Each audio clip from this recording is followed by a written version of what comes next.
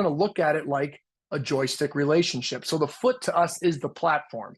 All those bones of the foot, those 26 different bones, they're going to come together to form one cohesive shape that's going to basically look like a half dome arch structure. So the same way that separate stones will come together to form a keystone arch and a bridge over a creek is the same way that the separate bones of the foot should come together as pressure courses through the system, and they should form up into a strong shape, and it's going to hold still.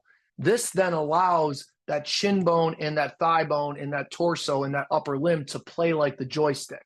So now if you start to look upstream, you notice ball and socket technology at the talus navicular union. You see ball and socket technology, obviously, at the hip and the pelvis.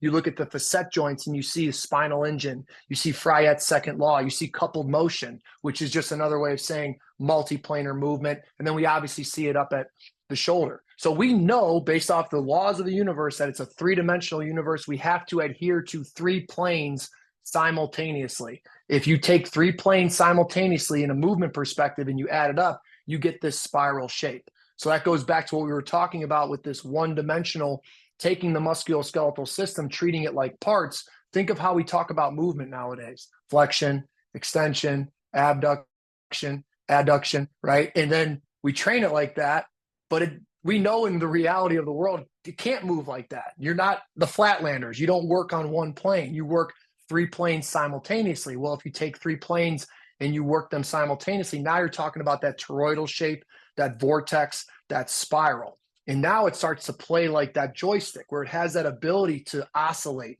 and articulate in a wave-like function at the ankle, the hip, the torso, the upper limb. But we need a platform. We need something stable at the foundation so that we have the ability to create a healthy disassociation. So everything starts at the foot for us.